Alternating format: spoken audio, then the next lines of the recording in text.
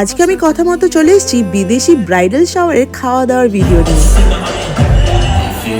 তো আরও কিছুক্ষণ নাচ গান ফটোশ্যুট ও খেলাধুলার পর চলে গেলাম খেতে। খাবারে ছিল mixed fried rice, sweet and sour chicken, mixed veg noodles, তার সাথে ছিল ফেভারিট চিকেন ললিপপ আর ছিল স্প্রিং রোল।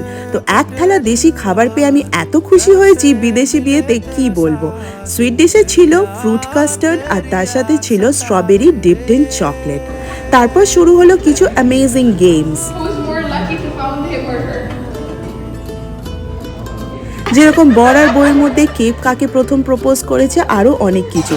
তারপর শুরু হলো আবার কিছুক্ষণের জন্য নাচ গান।